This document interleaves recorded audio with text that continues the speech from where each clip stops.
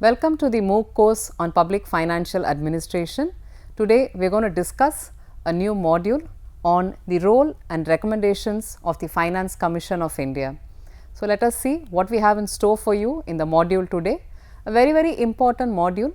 Previously we had discussed about the Finance Commission of India, the composition of the Finance Commission of India, the various members in the Finance Commission of India, how they are appointed, what are the disqualifications, what is the primary role of Finance Commission in India.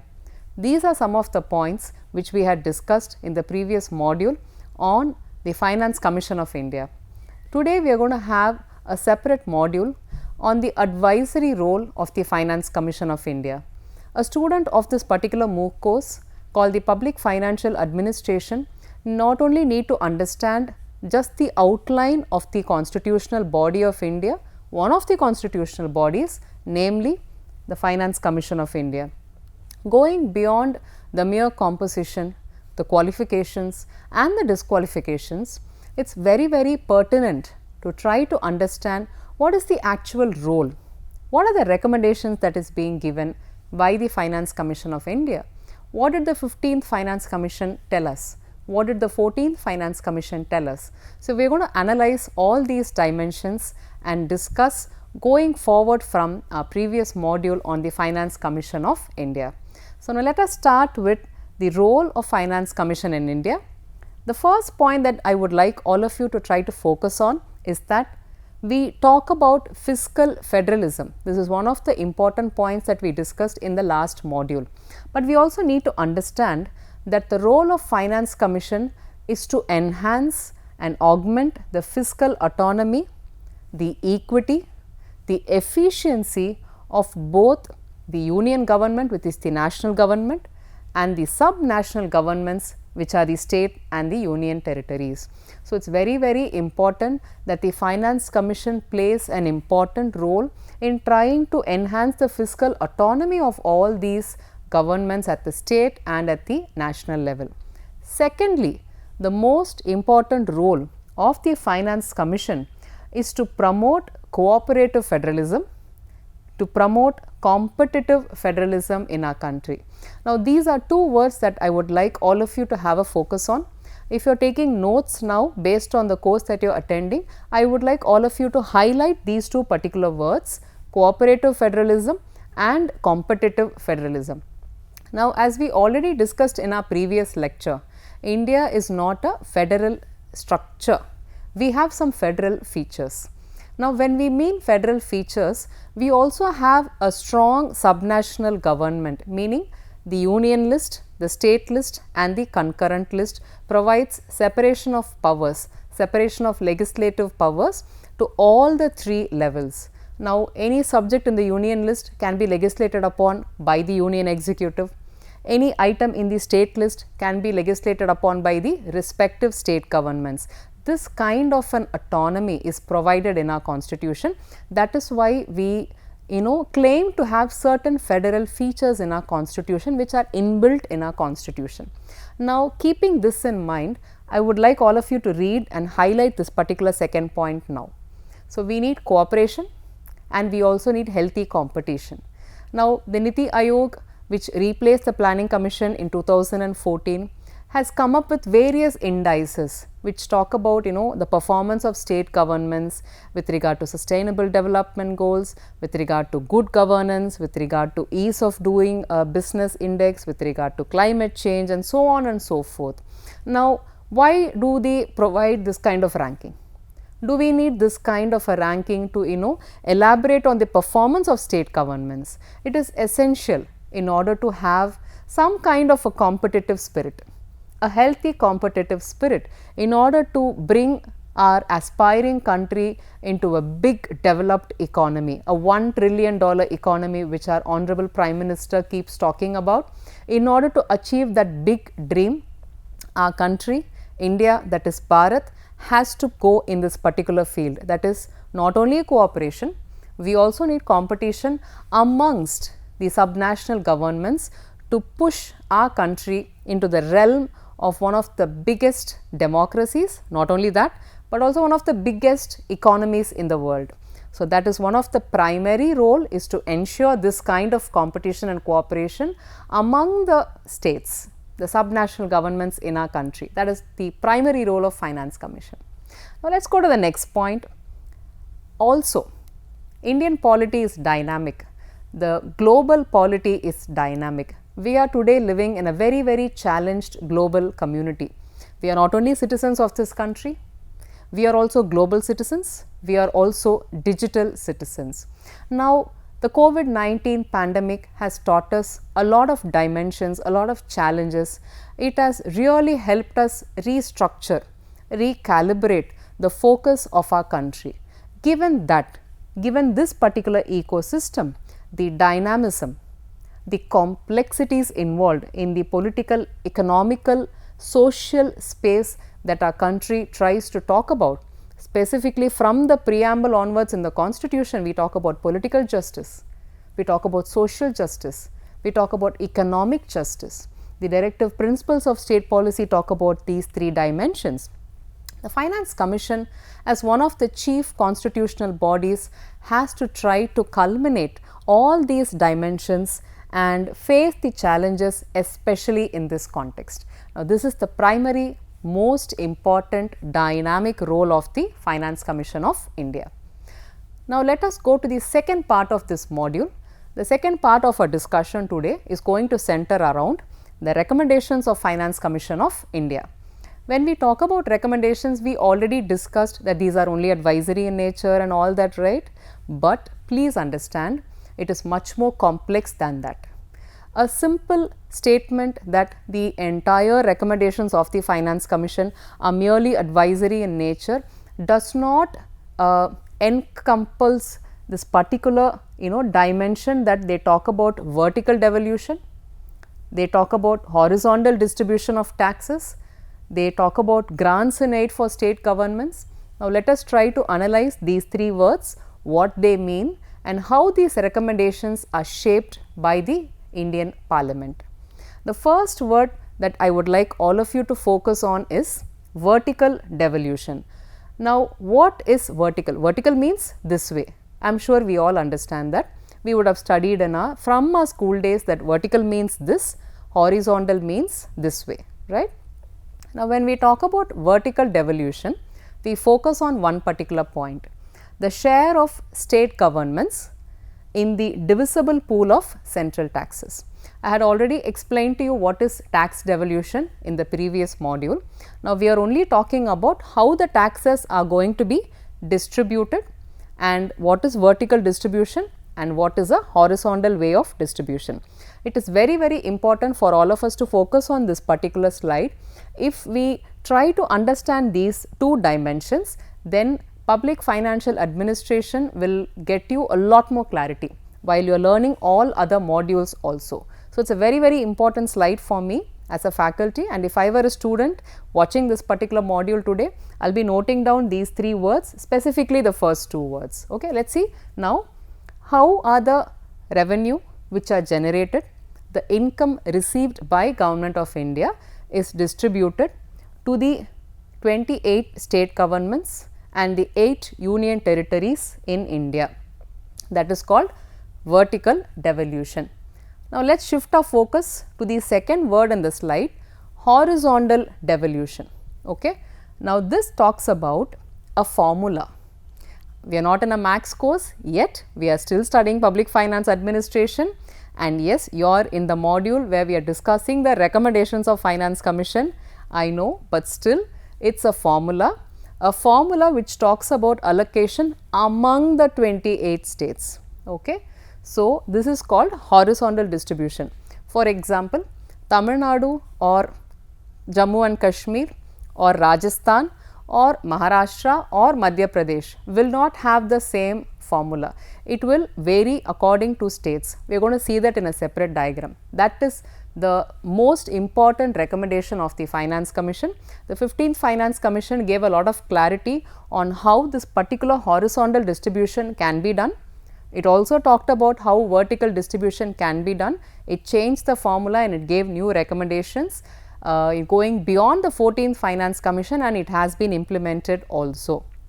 The third most important recommendations that are expected to be given by the Finance Commission are on grants in aid. As you can see the word, there are three words built into one particular term, technical term that we are using, grants in aid. So, when you say aid means it is called help. In aid means to help a particular subnational government. So, additional sectoral transfers, additional specific grants which states may need, which states may ask, which states may require. If the central government feel that particular sectors in a state government need specific assistance, or if the central government feels that a particular state needs a lot of assistance overall with regard to public financial system, they may grant through a resolution in the parliament some specific grants in aid. So, as you can see, I feel in this module, this is one of the most important slides. So, we are discussing the recommendations of Finance Commission. Now, how is it implemented? We talked so much, we discussed so much about the recommendations of the Finance Commission, right? Now, how are these going to be implemented? What is the process? Let us have a look. Now, they are advisory, we are very clear about that, but they are not binding, meaning they are not mandatory. Secondly, they are usually accepted. Though the recommendations are only an advisory recommendations, they are usually accepted with some minor modifications that the central government, the parliament may feel. As you know, as you remember, let us try to recall what we discussed in the previous module on the role of Finance Commission. The President of India is provided with the report by the Finance Commission, they submit it to the Honorable President of India, who then lays it before the Parliament of India, then it goes down to the Union Executive after the legislature, and then the discussions are on. So, generally they are accepted with some minor recommendations here and there. And how do they tell the President or the Union legislature that we have accepted the recommendations? It is through a presidential order. So, the President of India, who is the appointing authority of the Finance Commission, also through a presidential order notifies the acceptance of the recommendations of that particular Finance Commission. So, for example, the 15th Finance Commission appointed in, remember, November 2017, right? We also discussed a multiple choice question. They would have given their recommendations to the President of India. The President of India, after laying it before the Parliament and receiving the report, now notifies any changes or the recommendations as a whole through an order issued by him under his name and seal. That is then provided in the Gazette of India, and it is accepted for implementation for the 5 years. That is the process. Finally, the recommendations have to be implemented by the Union Executive. Now, who is the Union Executive? The Prime Minister and the Council of Ministers and the various ministries, the departments concerned, they all are involved in the implementation of the recommendations. Now, let us see some of the successful recommendations by various financial commissions in the past in India. So, tax devolution, we just discussed about the vertical and the horizontal tax devolution. This was one of the recommendations of one of the finance commissions. And another important new recommendation by the Finance Commission, which is being implemented today, is the performance based incentive. We talked about two terms. I asked all of you to note down two particular terms. You remember? Let us try to recall, watch, listen and test. My mantra, which I already shared with you in the module 1, is to cooperative federalism, competitive federalism, right? You remember? Yes. So, when we say performance based incentive for states, we talk about some kind of a competitive federalism. So, the performance of subnational governments is being rewarded accordingly by the Finance Commission. This kind of a performance based incentive is one of the successful recommendations of the Finance Commissions. Thirdly, disaster relief. Now, if you see the monsoons, droughts, famines, and there are various types of disasters, earthquakes, so they all need relief funds for state governments to run their administration. You have enrolled for a course which is called as Public Financial Administration. Now, the word public before financial administration is pretty much what we are talking about here. So, economy cannot be run without a sound public financial administrative system, right. So, the introduction of disaster relief funds was one of the good and successful recommendations by the Finance Commission. And as we discussed in the previous module, grants for local bodies, the Panchayati Raj at the gram level, the urban local governance bodies called the municipalities or the corporations. So, strengthening fiscal autonomy of these particular local bodies, the local administrative system of India is one of the most successful recommendations of the Finance Commissions. We also have grants for specific sectors. A particular sector may be a focus of the Finance Commission in that 5-year block. They may grant funds for that 5-year block specifically in order to push maybe the manufacturing sector, maybe the service sector, maybe the retail sector, etc., so on and so forth. Now, let us see the revenue sharing formula, the difference between the 14th and Finance Commission in this particular slide. Now, as you can see, the 14th Finance Commission, if you see, this is how the income is divided between the center and the state governments in India based on the recommendations of the Finance Commission. I think after so much of learning, you will be able to understand, you must be watching this particular slide with a lot of interest on how this is all divided. Let us see what the 14th Finance Commission said first. So, when you are devising a formula, every 100 rupees is divided based on the formula given in this picture. Okay. So, the population that a particular state government has is given 27.5% weightage. The area, the geographical area of the state is given 15% weightage. The forest cover is given 7.5% weightage and the income distance is given 50% weightage. Now, this all changed with the 15th Finance Commission. Let us see what they have done. They have added a few dimensions, they have changed the formula, they have changed the weightage given. Now, population is given a reduction, see, from 27.5 it has gone down to 15% weightage. Area remains the same, it is 15% and 15% between the two Finance Commissions. Forest and ecology is seen a rise. So, from 7.5%, forest and ecology gets a weightage of 10%. The income distance has been reduced from 50% in the 14th Finance Commission to 45% in the 15th Finance Commission. And we have two new criterias which were suggested. One of the recommendations of the 15th Finance Commission, number 1, demographic performance. So, demography is the study of population. So, India is set to overtake China soon. We are the second most populous country in the world. So, the performance of each state with regard to their population dynamics is given 12.5% weightage and tax effort is given 2.5% weightage. Now, based on this formula, the divisible pool of taxes is divided between the central and the state governments in India by the Finance Commission based on the recommendations of the Finance Commission. Now, going forward, as you are all studying this particular MOOC course on public financial administration, please also understand that the 15th Finance Commission has given its recommendations and we are pretty much in the following those recommendations. Now, what are the various issues that the upcoming 16th Finance Commission will have to analyze, put its focus on? Number 1, they have to consider the GST Council. The GST Council, the Goods and Services Taxes Act, came about right at the time when the 15th Finance Commission was formed. So, now the coexistence of GST Council has to be one dimension that the upcoming 16th Finance Commission has to analyze. Then, funding for defense and internal security of India is very, very important given the geopolitical situation and the ever dynamic situation that we are facing across the globe. India has successfully completed the G20 presidency.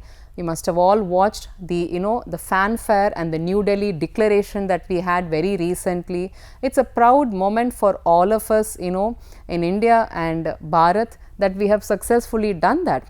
But geopolity also requires a long term vision, and it is the responsibility of Finance Commission to enhance funding for defense and internal security of India.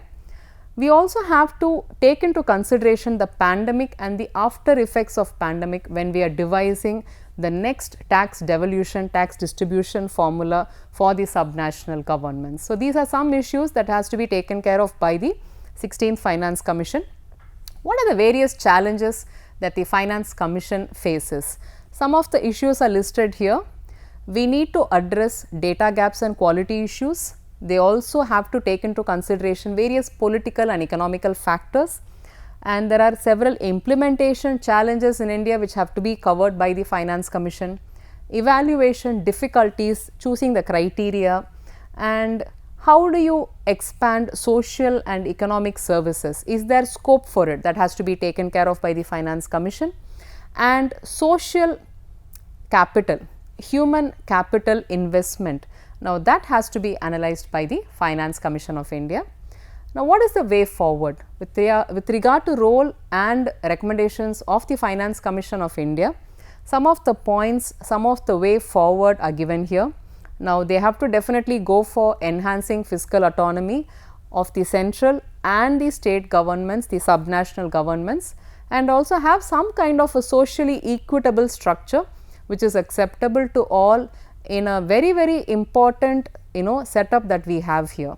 Secondly, very important point for me in the entire slide is the second point. Given the fact that we have a strong structure with the subnational governments, that is the state and the union territories, we need to go for a transparent distribution of resources among state governments. That is very important to have a very strong public financial administration system. And to improve the quality and effectiveness of public spending, it is another dimension that the Finance Commission will have to take into consideration. And emerging issues. Now, the Finance Commission sets the recommendations for the upcoming 5-year block. So, definitely they have to have a long term augmentative vision in order to take into consideration climate change, very, very important point addressed even in the G20, even in the upcoming BRICS meeting also, and how to strengthen credibility of institutions, public financial institutions, how to strengthen capacity of institutions. So, this is going to be some of the challenges that have to be taken care of by the Finance Commission of India. So, my dear students, friends and aspirants who have signed up for the public finance course, public financial administration course in this MOOC platform, I hope you had a very, very good understanding on the role and recommendations of the Finance Commission of India. Dear students, we are now going to discuss some frequently asked questions based on the module we just discussed now. So, this will help you in order to strengthen, recall some of the lessons that we already learned in the module. So, the first question, let us try to understand how are the recommendations of Finance Commission implemented in India. Now, after this particular module, the module itself discussed about the role and recommendations and the implementation of the recommendations by the Finance Commission of India. So, the recommendations are implemented by an order of the President. So, please remember, please note, the recommendations have to be implemented by the presidential order, and implementations can be done by an executive order. So, this is very important to remember. Let us look at another important frequently asked question. Is the Finance Commission unique to India? That is a very good question. Is there a body like this in any other country? Is it a very unique system only in India? Do other countries, what kind of system do they have? Let us see. Most federal systems have vertical and horizontal imbalances, and they try to resolve it through similar mechanisms. So, for example, Australia and Canada have this kind of a body which will resolve vertical and horizontal tax distribution or resource distribution. The third question, what are the key recommendations of the Finance Commission? As we can see, some of the key recommendations by the recent Finance Commission, we discussed this in our module with a nice clear picture. So, the 15th Finance Commission has suggested demographic performance, income distance, population and area, forest and ecology, and tax and fiscal efforts. So, these are some of the key recommendations by the Finance Commission. Who appoints the Finance Commissioner for a state? So, state governments also have a State Finance Commission under Article 243I of the Indian Constitution, and the governor of a state, like in the Union government, the President of India appoints a State Finance Commission. The governor of a state government constitutes the Finance Commission, the State Finance Commission every 5 years. Multiple choice questions help you understand that the course that you are going right now, the Public Finance Administration course, eventually you will be doing your weekly assignments and you will have a test and you will have an exam. But those who are also aspirants for any other competitive exam space, you may be undergraduates, you may be postgraduates, for all of you, competitively trying to learn the course is very, very important. Please recall my mantra: watch, listen and test yourself. Okay. So, let us see some of the multiple choice questions today. Question number 1. Which one of the following institutions will lay down the basic principles for the distribution of the net proceeds of the taxes between the Union and states? Planning Commission, option A, option B, National Development Council, option C, Finance Commission and option D, Union Ministry of Finance. The correct answer is the Finance Commission. Option A and B do not even fit. You can eliminate these two options. With regards to option D, you may get confused, but please remember it is the duty of the Finance Commission. The second question: which one of the following authorities recommends the principles which govern the grants in aid of the revenues to the states from the Consolidated Fund of India? The key word here for you to remember is Consolidated Fund of India. So, Finance Commission, Interstate Council, it just sounds wrong. Interstate Council is, that is not the purpose of the Interstate Council. Union Ministry of Finance, you may get confused between option A and C. Public Accounts Committee. Public Accounts Committee does not even fit in this particular module. They come only with the Controller and Auditor General of India report. So, Public Accounts Committee is a parliamentary committee which discusses the CAG report. So, the option correct answer is option A, Finance Commission. Third question: finance are distributed between the center and state on the recommendation of which of the following? Planning Commission, Public Accounts Committee, Finance Commission, National Development Council. The answer is option C, Finance Commission. Question number 4. The Finance Commission is primarily concerned with recommending to the President about, this is like a statement based question which I have tried out, which is one of the types of questions that may be asked for you. The principle, statement A, principle governing grants and aid to be given to the states. Option B, statement B, distributing the net proceeds of the taxes between the center and the states. Option C, neither A, neither B. Option D, both A and B are correct. Now, the answer is D, both the statements are correct. Option A, statement A, the principle governing grants and aid to be given to the states is also discussed by the Finance Commission, and statement B, distributing the net proceeds between the center and the states is also done by the Finance Commission. The last multiple choice question, let us see what is in store. The provisions regarding division of taxes between the Union and states: A, can be suspended during financial emergency, B, can be suspended during national emergency, C, cannot be suspended under any circumstance, D, can be suspended only with the consent of a majority of the state legislature. That just sounds wrong. Okay? So, option D is not there. The correct answer is B, the provisions of distribution of taxes even under, you may get confused between option A and B, but even under national emergency they can be suspended.